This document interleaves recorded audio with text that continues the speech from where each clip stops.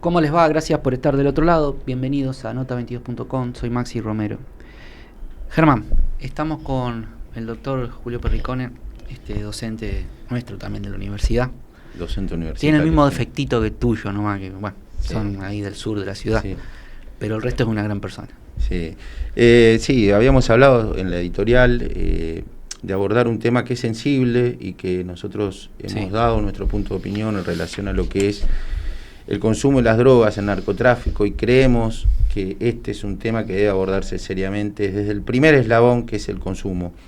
El doctor Julio Perricone, para que la gente está del otro lado sepa con la persona y la autoridad que estamos hablando, es profesor en Finanzas y Derecho Tributario y en Introducción al Derecho y Criminología en la Universidad Católica de Santa Fe, actualmente secretario de Derechos Humanos del Juzgado Federal de Reconquista, especialista, como dije, en Derecho Tributario, doctor en Ciencias Jurídicas y autor de la obra Estrategias Interestaduales para la lucha contra el narcotráfico en la República Argentina. Alguien que se ha especializado en este aspecto fundamental. Doctor, muchas gracias por atendernos. No, por favor, gracias a ustedes por el interés Julio, sobre la materia, ¿no? Sí, Julio, a ver, ¿cómo introducir el tema, no?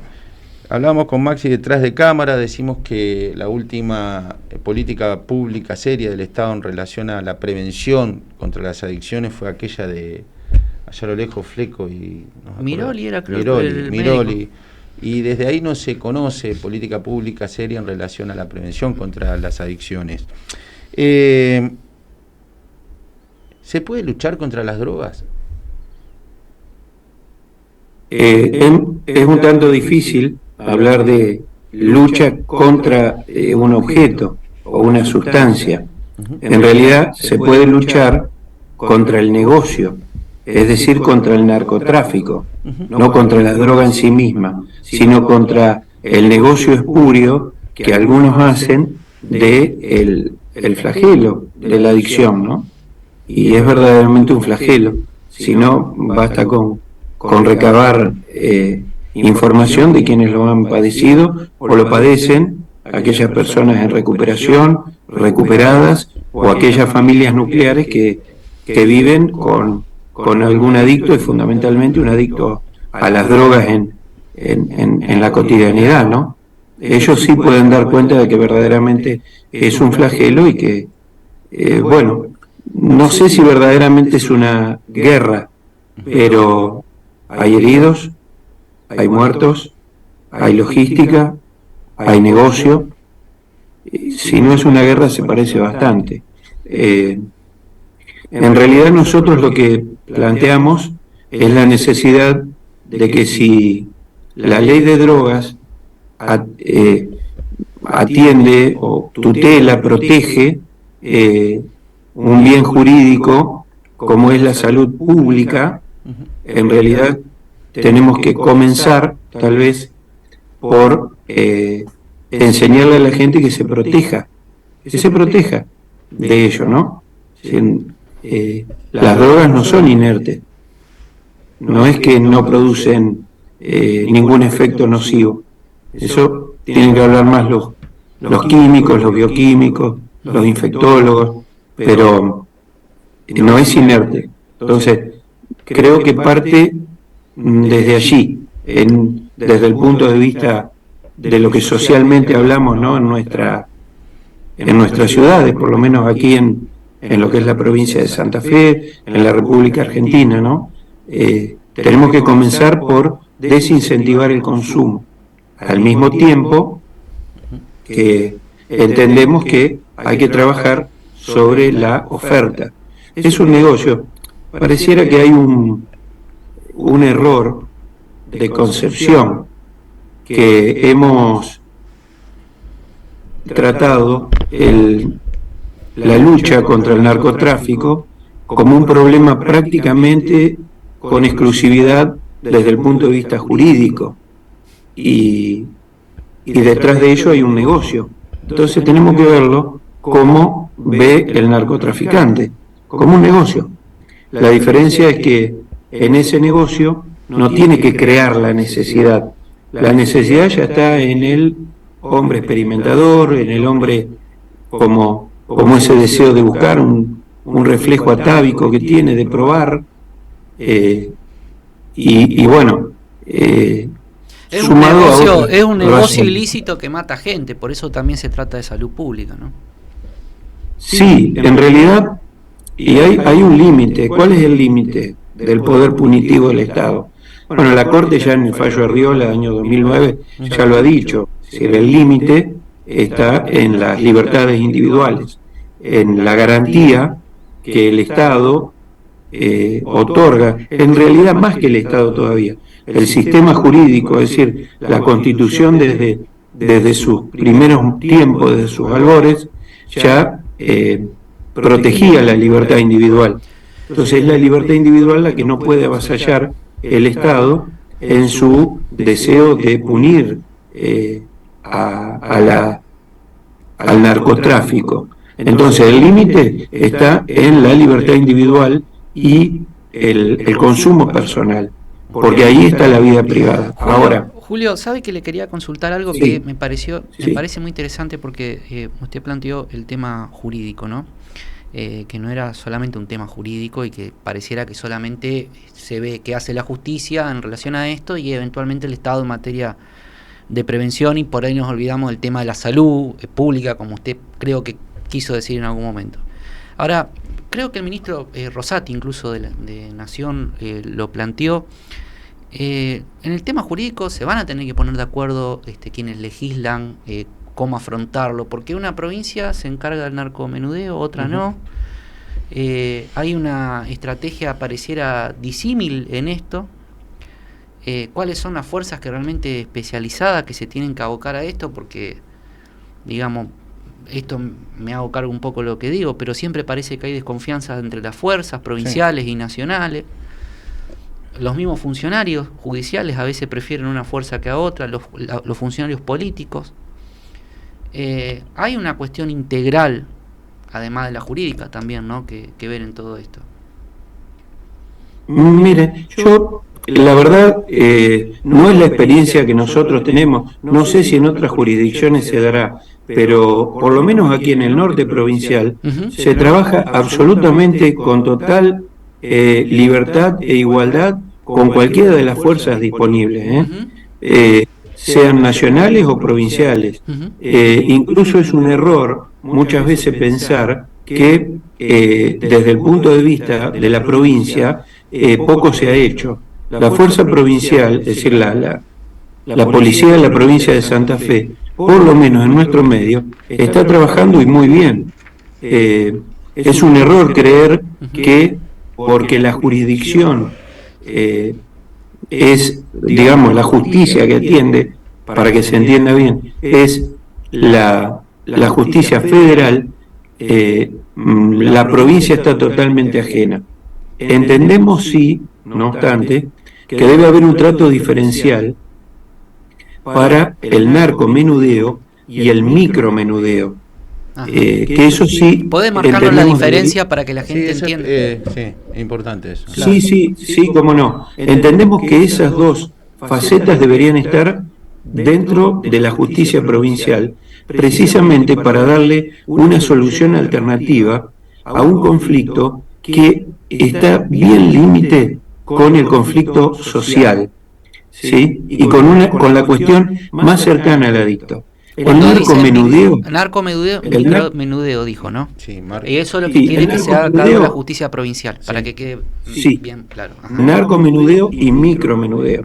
El narcomenudeo es el vendedor barrial, el kiosco barrial, el pequeño distribuidor local, ¿sí? El micromenudeo es normalmente el dealer, que vende para satisfacer su consumo personal. Es decir, aquel que va al kiosco y saca 10, 12, 15 para vender una parte y quedarse con 2, 3, 4... Tipo como el que va a una fiesta de esta llamada social, una cosa así, que entiendo lo que está queriendo dar como ejemplo. Sí, ojo que también sigue siendo micromenudeo convidar. No es necesario que sea exclusivamente por un fin económico. O sea, tentar al otro se cabe en el delito. Sí, por supuesto. La pregunta es esta: ¿afecta a la salud pública o no? Sí. Si afecta a la salud pública, es delito. Es delito. Julio, a ver, decíamos que es necesaria una política pública clara en relación a este aspecto que es a la adicción, al consumo. Por acá han pasado operadores de la justicia, recuerdo Claudio Kishimoto, recuerdo también el doctor Aldo Urralde en relación a cómo ha mutado el tema del delito, haciendo una explicación pormenorizada y cómo se traslada, claro, cómo se mueve traslada y demás. A ver, por un lado se dice que se persigue el narcotráfico, y por otro, ¿por qué digo esto? Y por otro se promocionan quizás ferias, yo me acuerdo que esto lo dijo el doctor Kishimoto, ferias del tema de drogas en relación a las ferias canábicas, ahí me salió la palabra. O sea, es trascendente para combatir el narcotráfico una política pública clara en relación, primero, lo que vos estás planteando es contradictorio. Por un lado, claro, pareciera que hay políticos que promueven el consumo, a ver, o al menos miran para otro lado, promoviendo las ferias canábicas, claro. Y por otro lado, el Estado tiene que tener una política criminal contra el narcotraficante. Claro, no se baja a eso, voy, una política criminal clara en relación a es contradictorio. Sí, claro. Bueno, contradictorio es el ser humano. El problema es que cuando se trata de una política pública, tenemos que generar consensos que nos permitan avanzar en una directriz. No cabe duda que el consumo de drogas ilegales es nocivo. ¿Sí? Partamos de esa base. Si no, hay que comenzar a discutir con los bioquímicos, con los médicos, con los infectólogos, y que ellos sean los que nos nutran en este aspecto. Cuando se habla de ferias para fomentar el consumo de ciertas sustancias, porque es beneficioso para determinada patología, por ejemplo, la epilepsia, y bueno, vamos a consumir marihuana porque es bueno para la epilepsia, pero es bueno para el que es epiléptico. El que no tiene epilepsia. Además ahí se confunde también el tema del cannabis, ¿no? Que medicinal, el aceite de cannabis, que es toda una cuestión que Jujuy, por ejemplo, el Estado se ha hecho cargo de la política de Estado, con el consumo social para hablar en términos callejeros, de un porro, digamos. Permítame copiarle al periodista Nacional, la droga es una porquería, que está Feynman dice, la droga es una porquería, nunca se la puede promover del propio Estado. La verdad que yo creo que visiones más autorizadas, con todo respeto a este periodista, ¿no? Pero la pueden dar, por ejemplo, quienes han logrado salir o han salido de la adicción. Ellos quienes son los más autorizados para decir, como dice el poeta madrileño, he pasado más de una noche ahí, ¿no? ¿No? Entonces, quien ha pasado por ese flagelo, verdaderamente nos puede decir de qué estamos hablando. O sea, me parece que esa debería ser una discusión superada a través del consenso. Hay que distinguir consenso de unanimidad. La unanimidad es muy difícil de lograr, es probable que sobre esto no tengamos una visión unánime, porque unánime es mucho. Ahora sí consensuada, que supone visiones diferentes, divergentes, pero una misma línea de acción. Creo que eso sí es posible y hasta le diría que es deseable. Yo creo que el Estado está haciendo muchas cosas muy bien, desde muchos puntos de vista, pero estimo que falta una articulación y un plan estricto de acción, modificable también por consenso, pero deberíamos tener una conducta clara en relación al desincentivo de las drogas, y no veo satisfactorio hablar de drogas problemáticas, porque pregúntenle a cualquier adicto cuál fue su dosis problemática y van a llegar a la conclusión. Hay un término que se usa que es consumo problemático. ¿A qué se hace referencia con eso? Para mí es un error. Para mí es ¿A un qué error se hace hablar de referencia con el consumos. consumo problemático, digamos? Por eso, cuando hablamos de droga, hablar de consumos problemáticos de droga, si estamos hablando de drogas ilegales, el problema está cuando afecta a la salud. Y si alguien está incorporando algo en su cuerpo que no es nutritivo, que no es legal, que no es beneficioso, es nocivo. ¿Cómo ve usted, Nada es inevitable. cómo ve usted, amplio conocedor, además es muy estudioso el doctor, por eso es un placer escucharlo? Fíjate lo llano que nos habla, para que todos podamos entender que es muy importante eso, porque la gente que está al otro lado y que no estudió esta materia, no sabe, no conoce. ¿cómo le explicamos si no es con un docente, digamos, como estamos hablando? Hay países que han saltado ciertas vallas, y por ejemplo Uruguay, para no irnos más lejos, y el Estado se ha animado a permitir determinado consumo. Toda una polémica en torno de eso. En sentido contrario tenés Colombia, Ecuador, ojo. Por eso, ¿cuál es su visión con respecto a esto? Digamos, si bien no es fácil tener una posición a lo mejor llana. Bueno, si yo legalizo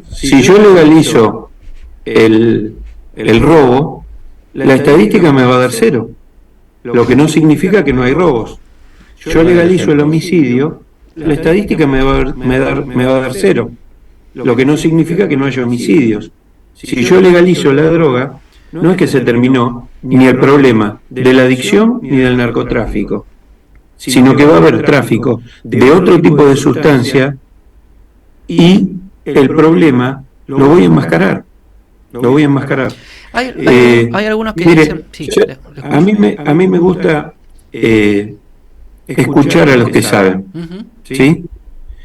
La psicóloga Celia Antonini, investigadora del CONICET, más de 20 y tantos de años de atención a personas adictas, ha concluido que hay 3 caminos posibles para la adicción: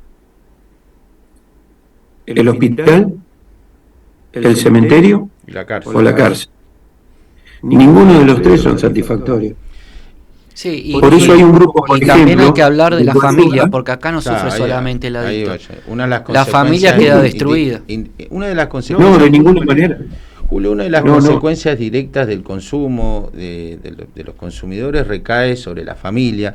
Muchas veces hemos visto madres, sobre todo desesperadas por esta cuestión. A ver, la pregunta estriba para que la gente que está del otro lado, gente común, entienda cómo proceder en estos casos, porque hay muchísimos.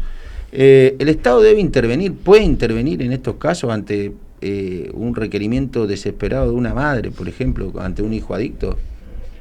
Y tomar una medida tuitiva para que la persona no se dañe a sí mismo y a terceros, pero en realidad el problema... deberíamos buscar la prevención, es decir, que la persona no caiga en la adicción, y verdaderamente es caer en una adicción.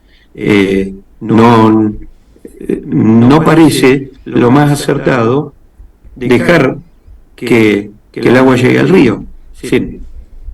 Hay algunos, no sé cómo llamarlo, si profetas de las drogas duras y blandas, pero en realidad la adicción es un camino que se comienza por una sustancia, pero es muy difícil que permanezca siempre en esa sustancia. Que no se avance decía un filósofo, creo que griego ya, imagínate, que decía que ningún vicio termina donde empieza, digamos. No, de ninguna manera. No, de ninguna manera. Pero incluso, fíjense cómo en algunas oportunidades se habla de que, bueno, no han pasado de un porro, no llegaron a otro escalón. Los mismos adictos lo comentan, y en otras circunstancias. No significa que la marihuana, porque mate lentamente, no esté matando. En una experiencia que ha tenido un chico, un adolescente, ¿no? Buscando hacer una especie de broma a sus amigos, preparó un postre con cannabis. Bueno, terminaron algunos muertos, otros en terapia intensiva. ¿Por qué?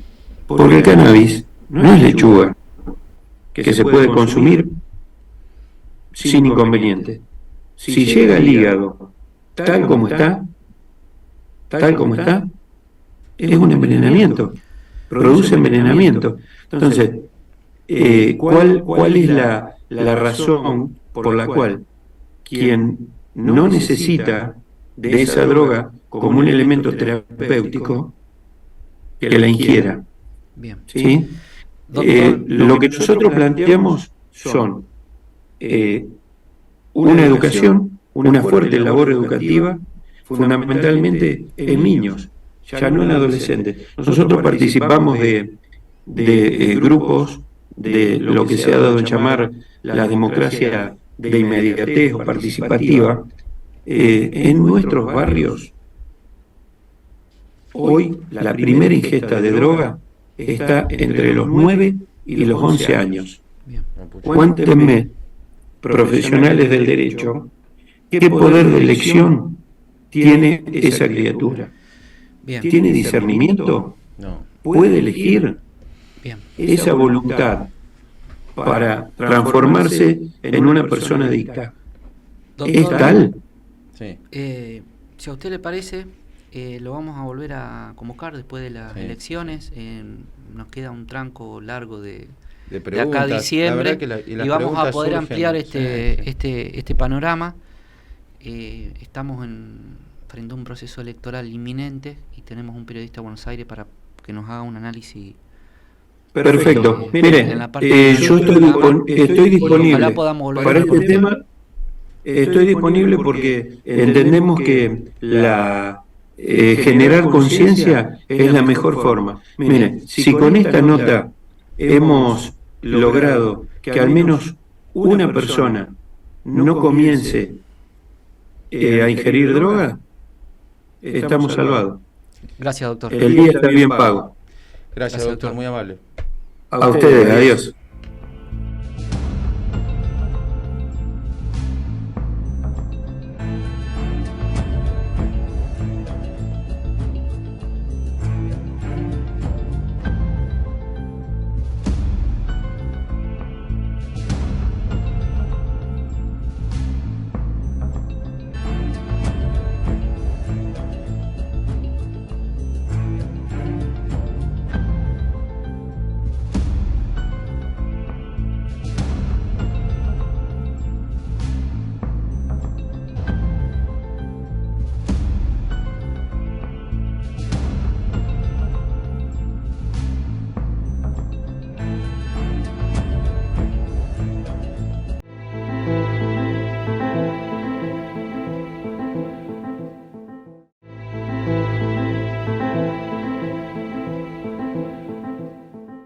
Nota22.com. Información. Estoy con el doctor Víctor Bracamonte, tal vez uno de los abogados laboralistas, hace mucho tiempo instalado, santafesino él, de Colón, hace mucho tiempo instalado en Capital Federal, y lo digo sin miedo a equivocarme, tal vez uno de los abogados que pertenece al mundo del derecho laboral que más conoce de convenciones colectivas y de derechos de los trabajadores, del mundo del derecho de los trabajadores.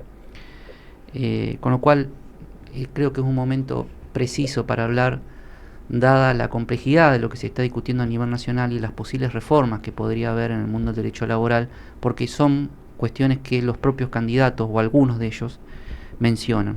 Antes de entrar al diálogo con el doctor Bracamonte, veo en pantalla, Fer, por favor, Rodrigo Alonso de Anzafé, los anuncios de Nación son insuficientes para la clase trabajadora. Yo no lo entiendo bien a Rodrigo Alonso. Espero que si llega a ser Milei presidente no se deje las patillas y esas cosas, porque es como que cambian, ¿no? Cuando querían Anzafé la ley de paritaria y la promovía el diputado Tesa, mandato cumplido, que era en ese entonces del ARI, que también cambió el partido durante el mandato como diputado, parecía que estaban más cerca del Frente Progresista y de Wiener. Ahora parece que son peronistas, pero a su vez dicen que las medidas de masa son insuficientes Y además que dicen que las medidas son de masa insuficiente, van en contra de lo que aparentemente pregona la conducción de Cetera, Soñalés o Baradel, que la candidatura de Massa. Y me pregunto qué hace en la provincia de Santa Fe, el que tiene a cargo una de las entidades sindicales en Santa Fe por los trabajadores, porque dice que las medidas... Yo también creo que hay que negociar en paritaria y que los bonos no es tal vez lo más preciso que necesitan los trabajadores, más cuando después de que se cobran no quedan en el salario. ¿Qué hizo Alonso? Nada, silencio. No pidió convocatoria paritaria, por lo menos al momento que estamos haciendo esta nota. No hizo nada. Criticó la medida nacional y él, donde puede medianamente hacer algo, que es en el ámbito de la paritaria docente, se queda callado y no defiende el salario del trabajador luego de la abrupta devaluación que hubo después de las PASO. Entonces, eso es lo que digo, qué grado de incoherencia, ¿no? Ojalá algún día no sean todas palabras sueltas estos dirigentes, insisto, incoherentes, porque dicen que la medida de nación es mala, pero él no hace nada en la provincia de Santa Fe. Doctor Bracamonte, hay un debate nacional que es instalado, buenas noches y gracias por estar acá, vinculado a lo que tiene que ver con las posibles modificaciones que recibiría en materia legislativa el mundo del trabajo. Y lo que me da la sensación es que se avanza sobre lo que cuestiones vinculadas tal vez a la libertad sindical, cuestiones vinculadas a lo que es la desprotección del trabajador. Y se pone foco también en las convenciones colectivas, por lo menos de algunos candidatos, ¿no? Gracias, Maxi, por haberme invitado a tu programa. No creo ser merecedor de los halagos que has comentado, sino solamente una persona, un colega, un abogado que se ha dedicado durante muchos años al mundo del derecho del trabajo, más específicamente, el derecho colectivo del trabajo. Sí, tenés razón, hay un debate de hace unos años, desde el año 2016, 2015 aproximadamente, donde se está cuestionando el sistema protectorio que tiene nuestra Constitución Nacional y los tratados internacionales que lo informan. Esto no es nuevo, digamos, concepto de libertad muy particular que manejan algunos candidatos no se condice con la realidad del mundo del trabajo. Uh-huh.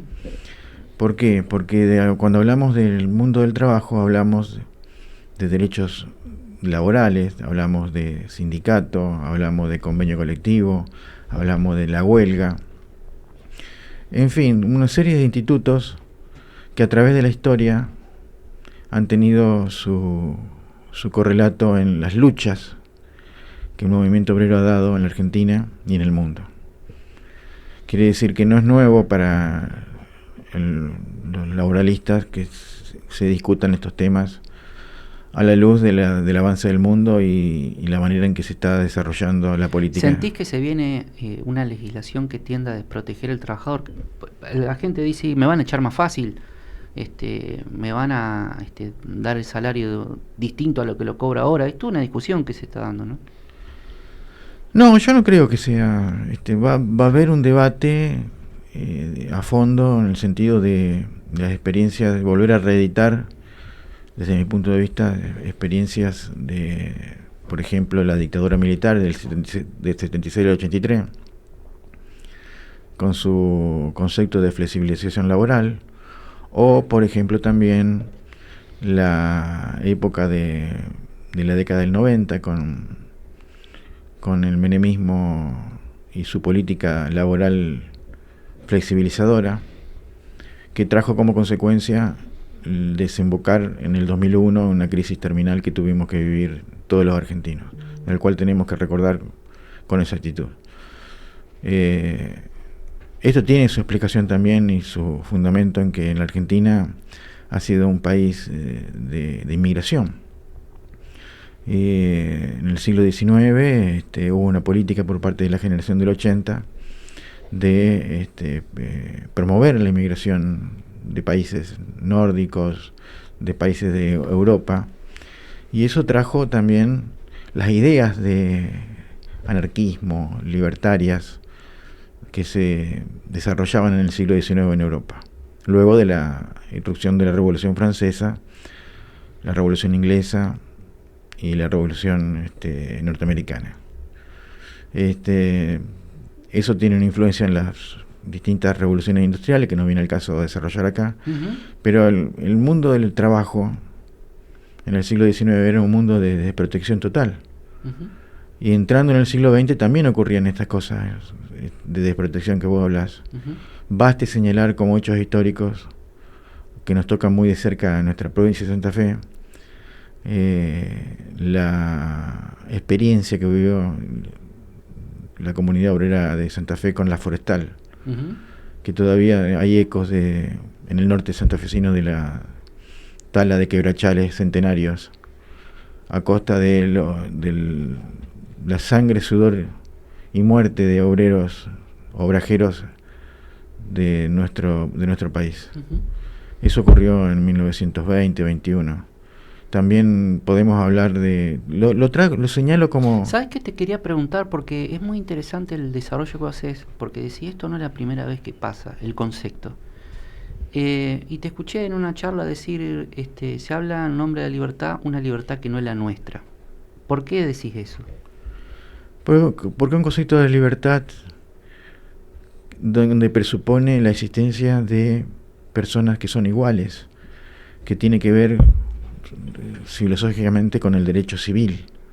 El derecho civil de cuña francesa e nórdico en Europa presupone la existencia de dos partes, las partes que son en igualdad.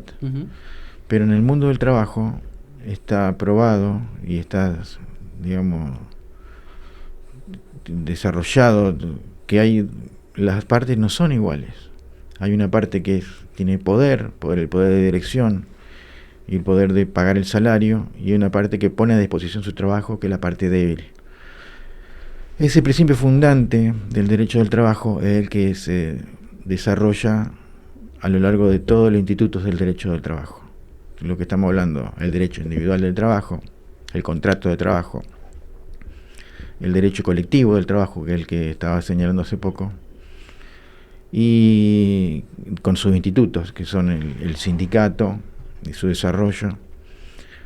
Hay una gana de debilitar a los sindicatos de los que hablan la de la negociación, libertad. El producto de la lucha del sindicato, que es la lucha del sindicato, que es la huelga, ¿no es cierto? ¿No te da esa sensación de que hay sectores de la política que quieren debilitar a los sindicatos? Debilitar, lo que pasa es que tratan de llevar adelante un sistema de relaciones laborales donde ellos sean más beneficiados en cuanto a su concepto económico de las relaciones laborales. Pero ha ocurrido en la Argentina un fenómeno que es el peronismo, que generó un sistema de relaciones laborales distintos en apoyo del sector del trabajo.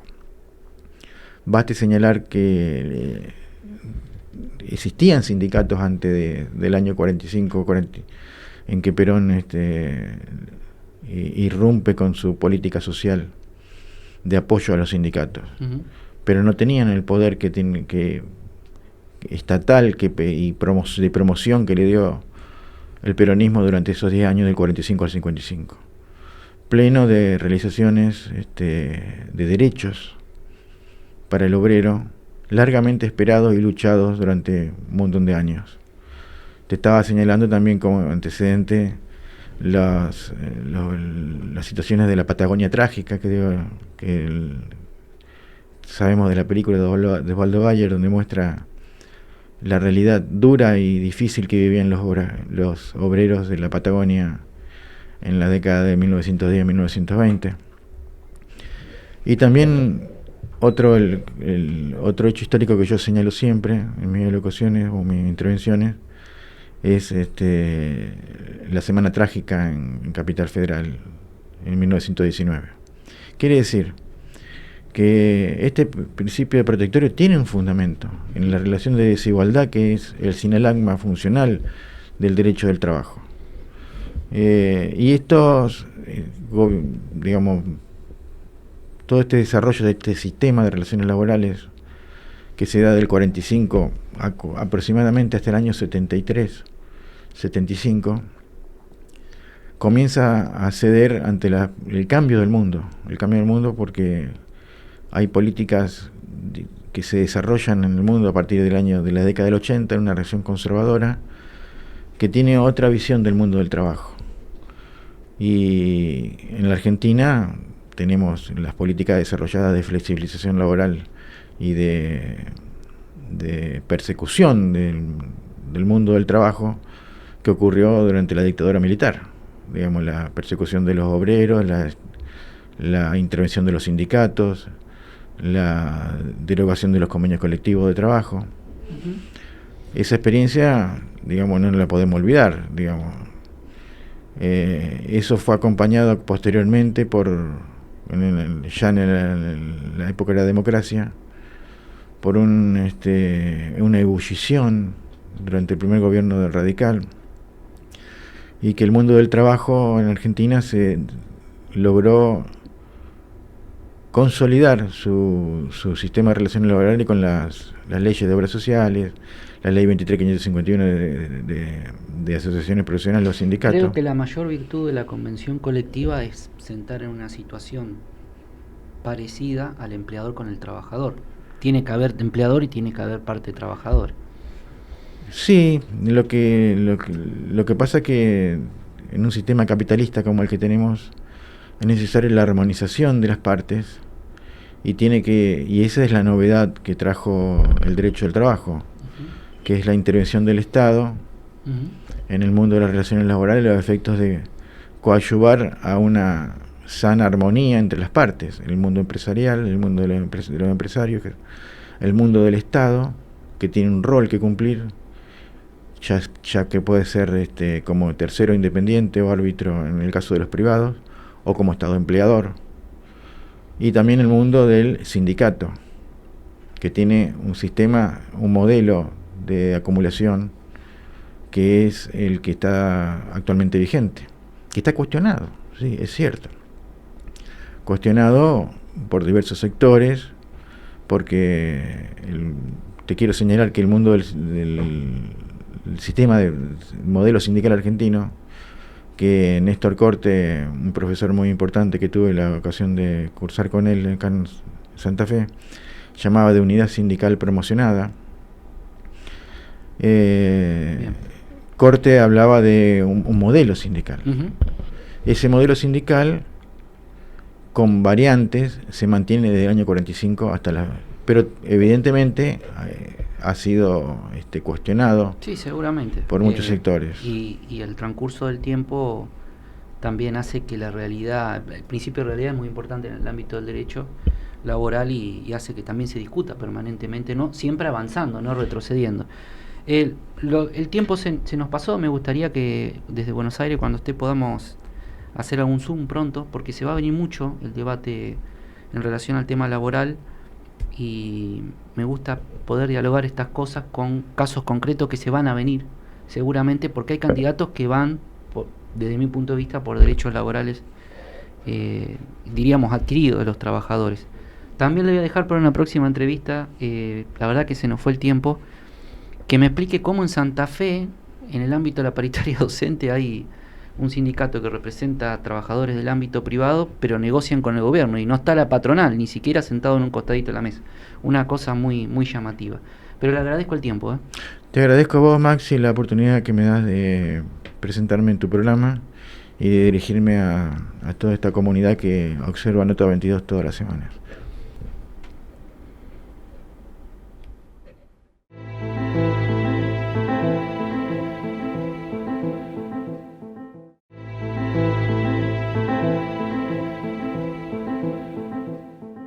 Nota22.com. Información. Lo que le agradecemos a la doctora Adriana Titinum, integrante del Consejo Argentino de Oftalmología, este ratito como para charlar del cuidado anual que hay que tener justamente con la vista. Gracias, doctora, por su tiempo. Al contrario.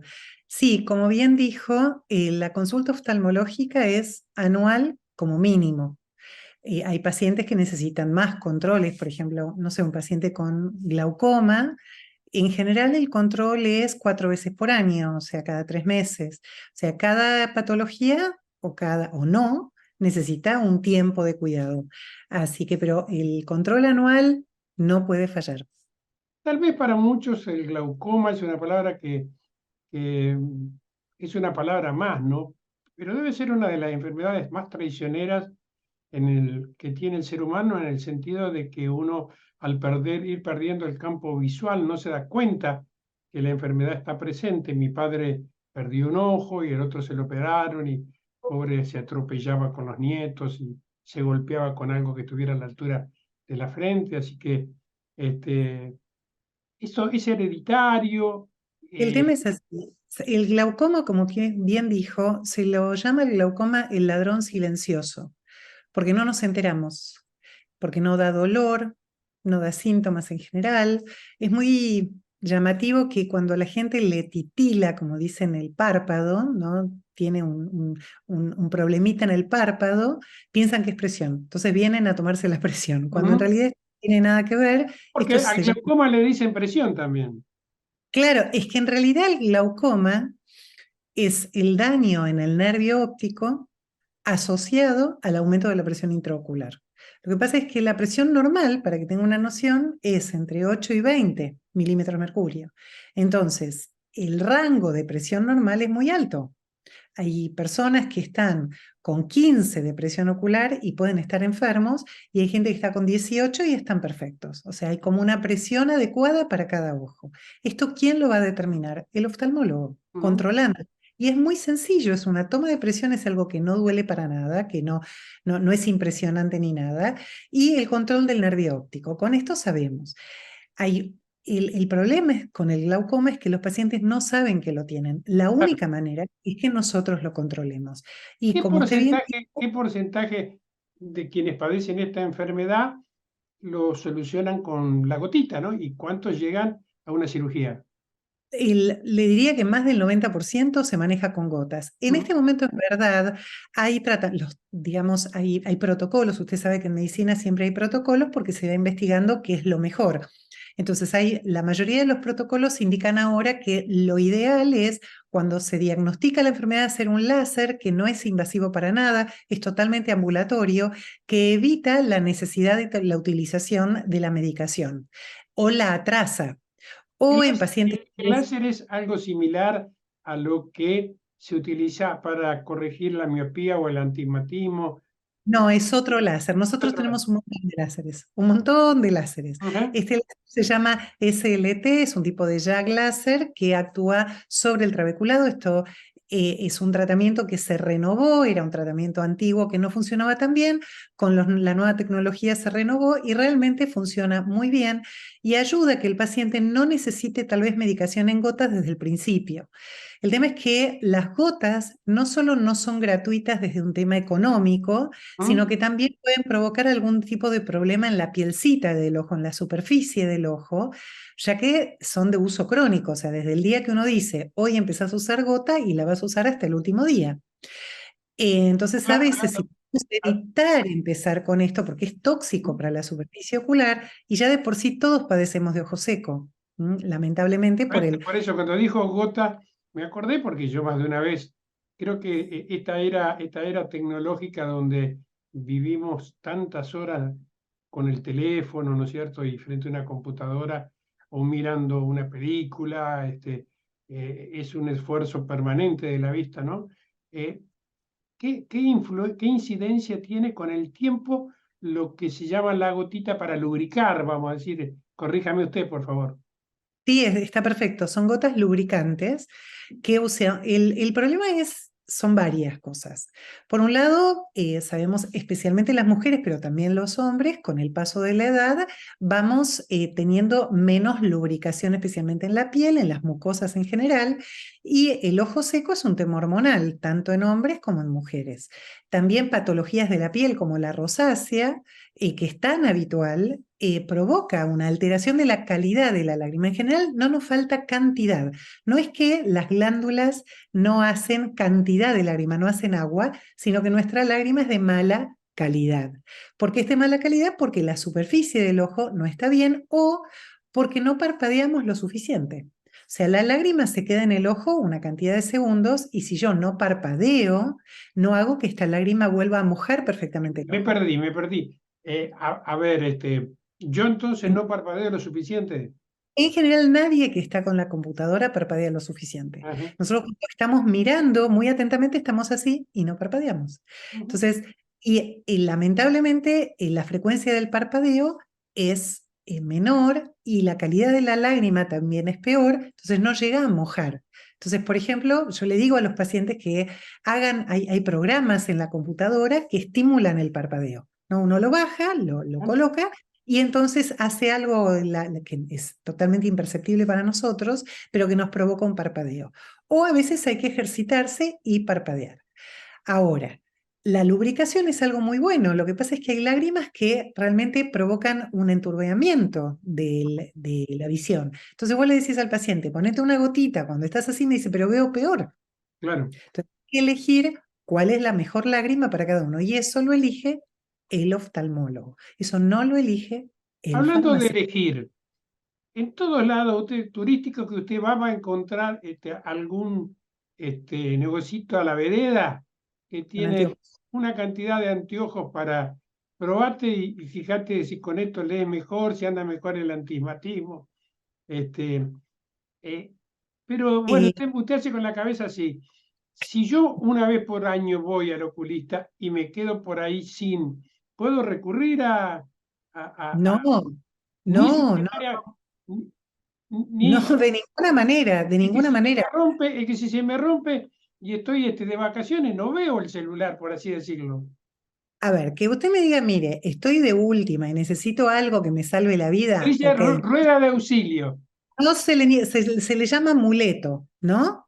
Está Lo que bien. pasa es que imagínese que cada uno de nosotros tiene un anteojo distinto, no son iguales. Si bien, bueno, para zafar, para ver de cerca, no es dramático, se puede, pero yo veo que usted usa anteojos que estoy segura que sus anteojos a mí no me sirven. Claro, seguro. Seguro, No seguro. porque sean ni bueno ni malo, sino porque es su medida. Yo Entonces, tengo un ojo que veo de lejos y uno de cerca. Uno tiene miopía, uno. eso se llama monovisión y está buenísimo para el que lo O tolera. sea que Hay para la muchos que edad que tengo todavía puedo leer sin anteojos las letras chiquititas. Eh, perfecto, además debe ser miope ese ojo. Pero cerrando este tema que realmente es muy importante, la prescripción del anteojo es un acto médico, no es un acto Ahora, óptico. usted me prescribe, dice, bueno, vos vas a tener el izquierdo tanto de graduación para ver de lejos, para ver la computadora, para leerse. Ahora llego a la óptica y me dice, mira, pero tengo vidrios que son refractarios, vidrios que son. Se ríe como que me están mintiendo. No, no le mienten. Lo que pasa es, no, para nada. Yo creo que hay ópticos que son extremadamente serios y le van a indicar, de hecho, yo muchas veces le digo al paciente, pregúntale a tu óptico de confianza qué filtro te recomienda o Filtro esto. era la palabra, sí. Exacto, hay filtros que son excelentes y filtros que son moda, ¿Mm? como el actual filtro azul, ¿sí? El bloqueante de luz azul. Ajá. Nuestras pantallas traen bloqueo de luz azul, pero además es todo, es como una gran moda, un gran mito. Hay gente que necesita filtros porque tiene patología. Después, el filtro antirreflex es algo que realmente sí ayuda, sí puede ayudar, pero no todos tenemos que salir corriendo a pedir un filtro azul. ¿Qué sé yo? Por ejemplo, los filtros La amarillos. verdad que no sé, mire, yo la última vez que fui hace poquito, con una lapicera así me mostraron en uno y en el otro, a ver si pasaba una luz azul. Yo le dije, no sé, yo quiero de noche manejar y que no me moleste tanto la vista, el reflejo de los autos. Y bueno, pero no. Vuelvo a decir, hay muchos filtros. Ujú. No todos los anteojos de sol son iguales tampoco. Hay anteojos, te lo vio, hay anteojos negros, hay anteojos marrones, hay anteojos amarillos que mejoran el contraste. O sea, el filtro realmente es algo que yo creo que el óptico debe asesorar conscientemente, ¿no? Ahora, no ir a comprar al chino o a la farmacia un anteojito que me quede bien, porque en realidad, y sí, porque también lo venden. Yo tengo pacientes que vienen con anteojitos que compraron en el chino, y es lo mismo que los que se compran en la calle. Sí, sí, seguro, ¿Sí? seguro. Vienen del mismo lado y se venden en tándem. Entonces, de nuevo, el anteojo es lo mismo que usted me diga, yo me voy a ir a comprar, no sé, una silla de ruedas, una plantilla o lo que fuera en cualquier lado. No, uno va a un lugar donde le toman la medida correspondiente y le dicen qué es lo correcto. Nuevamente, el anteojo es una prescripción médica. La gota es una prescripción médica. Lamentablemente usted va a ir a una farmacia y el que le va a dar la gota, que muchas veces tiene descongestivo, ni siquiera es un farmacéutico, es un vendedor. Entonces, ¿qué puede saber un vendedor de lo que le está dando? Dos preguntas finales. Sí, ¿Hay algún momento donde, a ver, por decir, mirá, entre los 20 y los 40 años, una vez por año está bien? ¿Hay alguna escala así? Pero si pasa determinada edad es conveniente bueno, tal cosa. históricamente nosotros decíamos en una época que si el niño era sano, digamos, una vez que ya entraba en la escolaridad, el control, salvo que pase algo, era bianual. En este momento ya no es así. No hay ninguna persona que no deba ir al oftalmólogo una vez por año. Ujú. Con una epidemia de miopía, donde en este momento en los estudiantes de la facultad casi el 50% son miopes y tiene que ver con mal hábito, ¿sí?, de visión, donde hay que educar al paciente y educar a la familia, qué es lo que hay que hacer. Hay un tema de polución, alergias y etcétera, que debe ser tratado y debe ser cuidado. Hay problemas de piel que deben ser también evaluados, ni hablar de la posibilidad de tener una diabetes, hipertensión, etcétera, que van a afectar Claro. directamente al ojo. Y además, yo en el ojo me es muy fácil mirar con un fondo de ojos, no mirando el iris. Yo hago un fondo de ojos y veo las arterias y las venas. Es el único lugar del cuerpo donde yo tengo acceso directo a las arterias y venas del cuerpo. Y puedo ver qué está pasando y le puedo avisar al clínico: mira, vos pensás que tu paciente está bien, pero no lo está. Y va a tener un infarto. Puede llegar a Última, tener un última problema. pregunta, y estaba pensando en el tema catarata, pero creo que tiene más que ver con que no nos damos cuenta, y usted seguramente sí ha visto lo que produce, o si se ha incrementado la depresión, la ansiedad con el tema de la pérdida de la vista, ¿no? La pérdida de la vista tiene muchos problemas y además los problemas que provoca son diferentes en función de la edad de aparición y la Ujú. causa y la manera.